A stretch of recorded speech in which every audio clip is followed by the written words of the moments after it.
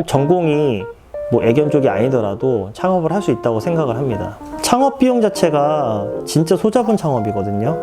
1000만 원 미만으로도 충분히 창업을 할 수 있을 거라 생각이 됩니다. 안녕하세요.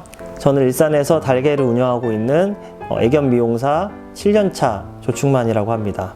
저는 애견 미용이랑 훈육 미용 그리고 고양이 미용까지도 지금 일을 하고 있습니다. 애견 미용이라고 하면은 그 위생적인 부분이거나 사람의 목적에 의해서 이쁘게 미용하는 걸 애견 미용이라고 하고요. 훈육 미용 같은 경우에는 문제 행동이 있거나 아니면 집에서도 좀 어려운 부분들이 있는 아이들을 케어를 하는 곳을 훈육 미용실이라고 합니다. 원래는 강아지가 너무 좋아가지고 애견 카페를 먼저 시작을 하게 됐었어요. 근데 이제 그때 알 수 있는 채널이라든지 학원이 그렇게 많지가 않다 보니까 미용사분들이 애견 카페에서 일하면서 미용하는 것들을 옆에서 많이 보고, 그리고 이제 실수하는 것들, 고객이랑 마찰 같은 것들, 이런 것들을 보면서 스스로 좀 습득을 했었거든요. 자연스럽게 애견 미용을 시작을 하게 됐어요. 요즘에 같은 경우에는 애견에 관련된 학과들이 많다 보니까 애견 미용이라든지 애견 관련된 사업에 대해서 관심을 갖고 있는 그런 분들이 좀 많이 생기고 있는 것 같아요. 꼭 전공이 뭐 애견 쪽이 아니더라도 창업을 할 수 있다고 생각을 합니다. 애견 미용 자격증 자체가 국가 자격증이라고 생각하시는 분들이 많은데, 실제로 이제 협회라든지 연맹 그런 곳에서 자격증 취득을 하고 나서 미용을 할 수 있는 부분이 있기 때문에 사실 그렇게 중요한 부분은 아니라고 생각을 해요. 그러니까 처음에 이제는 창업을 준비하기 전에 먼저는 애견 미용 학원에서 내가 정말 직성에 맞는지, 그리고 이게 정말 내 길인지를 좀 생각을 한 이후에 자격증을 취득을 한 다음에 뭐 세미나라든지 아니면 봉사활동이라든지 여러 가지 활동들을 하면서 이 길이 맞는구나 안 맞는구나 좀 신중하게 좀 선택하는 게 실패하지 않는 확률이라 좀 생각이 돼요. 어느 정도 기술을 배우고 난 다음에 취업을 먼저 하는 거를 추천드리는데, 취업 자리가 사실 많지가 않아요. 또 이제 경력자분들을 거의 위주로 모집을 많이 하다 보니까 어떻게 하는 게 좋은 건지에 대한 정답은 없는 것 같아요. 그리고 제일 중요한 건 어찌됐든 서비스업이기 때문에 사람과 사람끼리의 그런 뭐 대화라든지 그 다음에 여러 가지 클레임이 들어왔을 때 대처 방향이라든지 이런 것들을 좀 배워야 되거든요. 내가 어떤 것들을 좀 강아지한테 맞춰서 보호자들한테 설명을 해줘야 될까, 이런 것들을 좀 많이 연구를 하고 나서 시작을 해야지 단골도 들고, 그리고 재방문이 계속 늘어나야지 또 매장이 유지가 되는 거기 때문에 많은 생각을 해야 될 필요가 있다고 생각이 됩니다. 강아지 호텔이랑 심지어 동물병원까지 좀 병행을 같이 하는 거는 저는 별로 이렇게 추천드리지를 않고 있습니다. 여러 가지들을 같이 하는 곳은 한 가지에 집중을 하기가 굉장히 어려워요. 잘 하는 곳 같은 경우에는 예를 들어 직원을 많이 써서 병행을 해도 상관은 없다고 생각을 하거든요. 근데 이제 1인 샵이거나 뭐 2~3명이서 일하는 곳인데 뭐 여러 가지 병행해서 수익을 좀 벌어들여야겠다 생각하는 거는 더 고민도 해야 되고 연구도 많이 해야 된다는 생각을 해요. 창업 비용 같은 경우에는 보증금 2,000에 월세는 150에 권리금은 없었어요. 집기, 가구 이런 것까지 해서 5,000 들어간 거죠. 창업 비용 자체가 진짜 소자본 창업이거든요. 줄일 수 있는 거는 미용만 최소화로 해서 마케팅으로 승부를 한번 봐야겠다 생각하면은 1000만 원 미만으로도 충분히 창업을 할 수 있을 거라 생각이 됩니다. 애견 미용실이 생각보다 상권이 엄청 좋은 곳에 있지는 않아요. 뭐 층수가 엄청 올라간다거나 아니면 조금 지역적으로 멀어진다거나 이런 식으로 정하면 되는 부분이기 때문에 권리금 없이 들어갈 수 있는 매장들이 많고, 그리고 인테리어 같은 경우에도 뭐 여러 가지 수도라든지 아니면 전기 이런 거 말고는 뭐 필요한 그런 부분들이 부수적인 게 없거든요. 그러다 보니까 그런 비용에서 굉장히 절감을 할 수가 있고, 그리고 어차피 기술이다 보니까 뭐 기계를 엄청 비싼 거를 구매해야 된다거나 아니면은 주기적으로 뭔가를 바꿔줘야 된다거나 이런 것들이 없다 보니까 좀 비용적인 부분들이 다른 창업하는 거에 비해서는 좀 작은 편이죠. 저는 이제 일산에 처음 들어왔던 게 강아지를 단순히 많이 키운다는 목적으로 이제 입지를 정하게 됐었고, 근데 저희 샵 같은 경우에도 저희 매장 근처에 있는 동네 분들이 안 오거든요.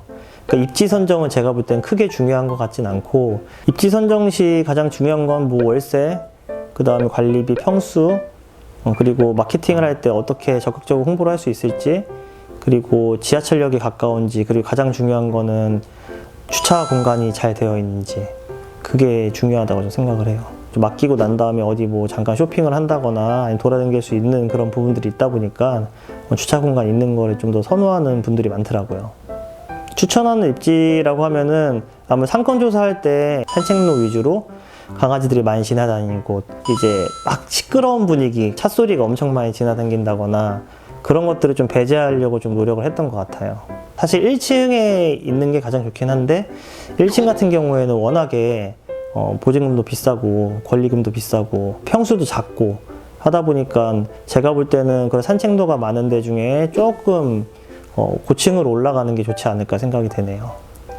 부동산 어플이라든지 중고나라에서도 매물이 많이 나와 있고 피터팬 이런 데서도 많이 나와 있어요. 그런 데에서 정보를 좀 얻어가지고 권리금이 먼저 없는 곳, 그리고 인테리어가 되어 있는 곳, 그런 데 위주로 좀 찾아가면은 득이 되는 부분들이 좀 많을 거예요. 그거에 맞춰가지고 인테리어를 조금 바꾼다거나 용도 변경을 한다거나 이런 식으로 하면 되기 때문에 날다 카페라고 해가지고 이제 애견 미용사들 모여있는 카페들이 있거든요. 그런 데에서 이제 오픈했는데 오픈하고 나서 너무 힘들어가지고 한 6개월 안에 그만뒀어요 하는 그런 매장들은 권리금 없는 데가 생각보다 많거든요.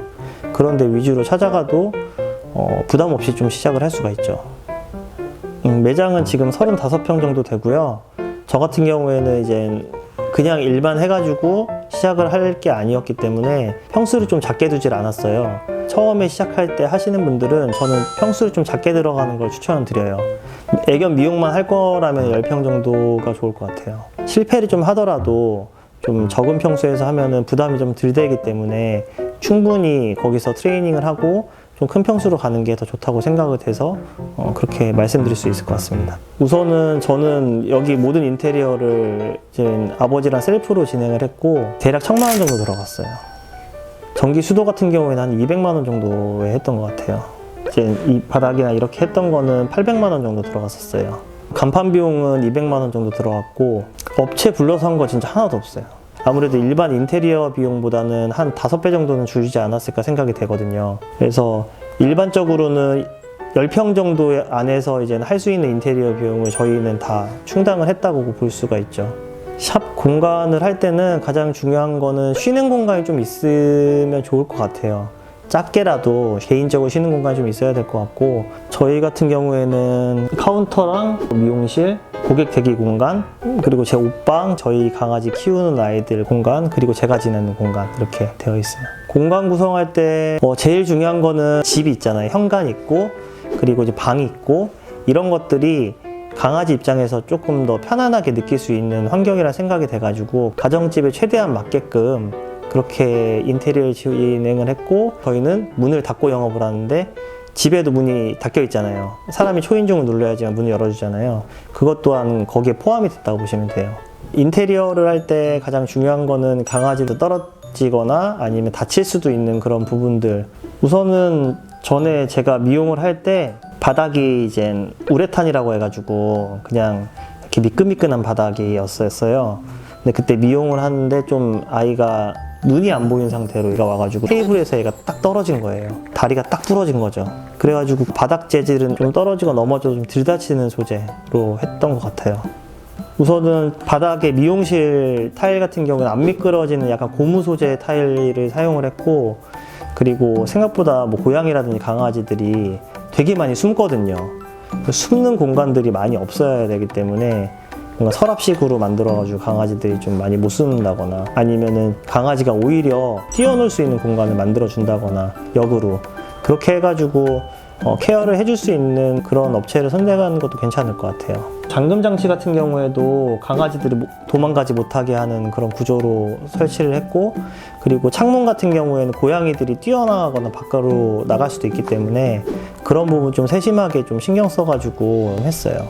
드라이기 같은 경우에는 스탠드 드라이기거든요. A 플러스 거를 사용을 했고 70만 원인가 그랬던 것 같아요. 베이식 룸은 제품은 바스펫이었고 가격은 110만 원 주고 구매했었어요. 제 테이블 같은 경우에는 중국 제품 그냥 사용했어요.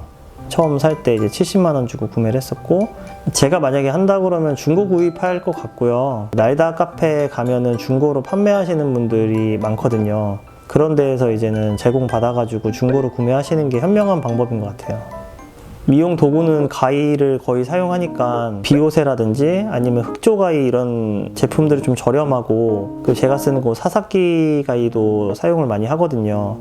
근데 이제 가위마다 손에 익는 게 좀 다르다 보니까 딱히 이게 좋다 이렇게 하기는 조금 어려워요. 거의 평균적으로 한 자루당 2~30만 원 정도 되는 것 같아요. 미용 가위 같은 경우에는 소모품이긴 하지만 거의 갈아가지고 다시 사용을 하거든요. 손 힘이 센 사람들 같은 경우는 자주 갈아줘야 되고, 평균적으로는 한 3개월에서 6개월 정도 만에 한 번씩 가는 것 같아요. 그리고 클리퍼 같은 경우에도 저희가 브랜드를 쓰는 거는 하이니거 말고는 바비용 거 사용하고 있어요. 우선은 장갑 같은 경우에는 저 같은 경우에 싸나운 강아지들이 많이 미용하기 때문에 장갑이 많이 필요하긴 한데, 장갑은 이제 뱀한테 물려도 괜찮은 장갑이 있거든요. 팔 위에까지 올라오는 장갑을 낀다거나 토시 같은 거를 좀 끼고 하고 있습니다. 샴푸 같은 경우에는 하이포닉 지금 사용을 하고 있고요. 지금 거의 1년 정도 쓰고 있는데 만족감이 높은 것 같아요. 그리고 미용실 같은 경우에는 강아지 냄새가 좀 많이 나거나 이제 환기가 잘 안 됐을 때 그런 좀 불쾌한 냄새가 날 수가 있거든요. 그게 이제 청소를 아무리 많이 한다고 해도 이제 벽지라든지 주변에 냄새가 배거든요. 그래서 미용이 끝나면 바로바로 청소를 좀 해주는 게 가장 중요하고, 그것보다 더 중요한 건 환기가 중요한 거라 생각이 돼요. 미용을 할 때 어떻게 하면 이 아이가 스트레스 좀 덜 받을 수 있을까, 이런 것들에 대한 포커스를 맞춰서 미용을 배웠기 때문에 미용이나 이런 것들을 보고서 오시는 분들이라서 유튜브를 보고 오시는 분들이 거의 대부분이거든요. 신규 고객분이 오시면은 충분히 그 아이하고 시간을 보내면서 이 아이가 어떤 문제 행동을 갖고 있고, 그리고 어떤 특징이 있는지를 좀 파악을 한 다음에